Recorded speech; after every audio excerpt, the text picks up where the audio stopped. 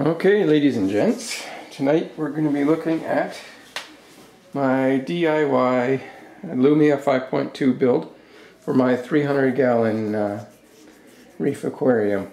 You'll see in front of you there is our fusion control board. I just got this set up today, so forgive me if there's not a whole lot of fancy new features or anything showing on it. I will have a live feed and get the probes installed, but right now the tank's dry, so you don't get to see a whole lot.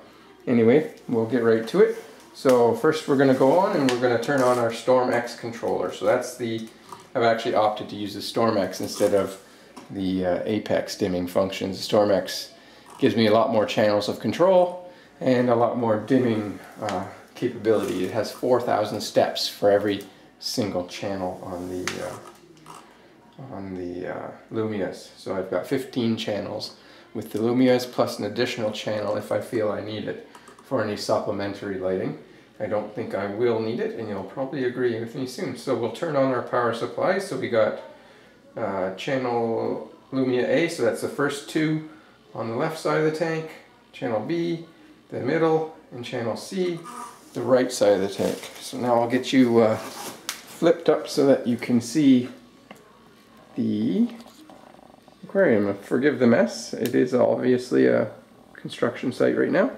So there you can see the 6 Lumias up there. Each one's I'm expecting will be able to, each set of 2 will be able to cover roughly a 2 foot by 2 foot area, or 2 by 3, sorry.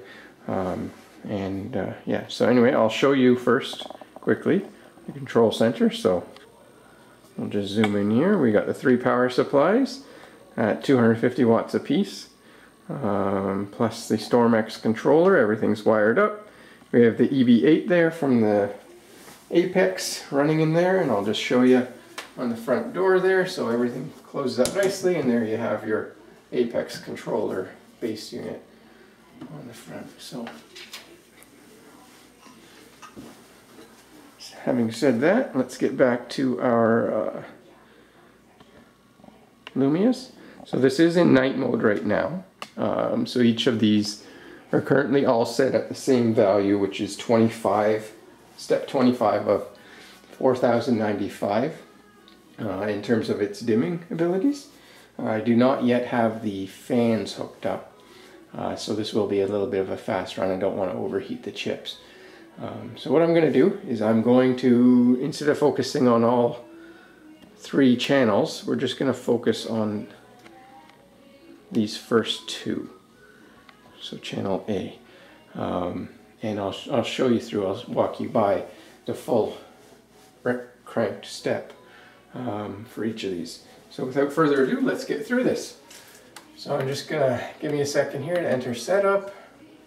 We're going to go into the night mode. So channel 1 is the first channel in the... Well, let me turn them all off first. How about we do that? So we'll do that. Channel 1, down to 0. Channel 2, down to 0. Channel 3, down to 0. Channel 4, down to 0. And last but not least, channel 5, down to 0. So there it is, they're all off. And to get us started, we'll go into, what are we looking at here? Oh, it's day. I'm in the wrong mode there, sorry. So channel 1, we'll get through that now. So channel 1 is primarily your blues. Now you might be able to see the whites coming on at the same time. That's not a voltage leak. It is actually the covering on the diode reacting to the UV in these lights. Fooled me the first time, but it is not a straight voltage. So there we have the blues kicking in. That's step 980 of 4095. So we can keep on going, and they just keep on getting brighter. So we're approaching our max. There we are. So that's the max.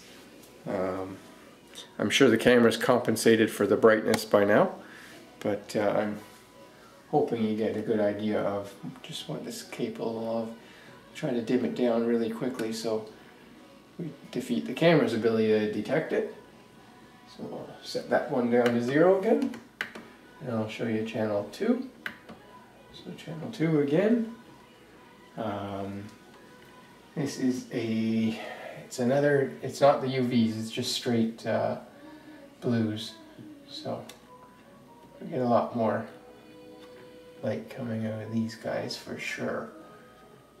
So there it is at the max there. And we'll dim down again. And I'll just walk you through each of these steps. Again, if you want to know exactly what's on each channel, just go to the ledgroupbuy.com website and look up the Lumia 5.2 and it'll tell you exactly which diodes, which LEDs are on which channel. So channel 3 is our whites. So these are warm whites. They're designed that way to be able to supplement the reds that we like to see in our fixture, in our lights. Some people recommend using cool whites, but then you've got to use reds to supplement.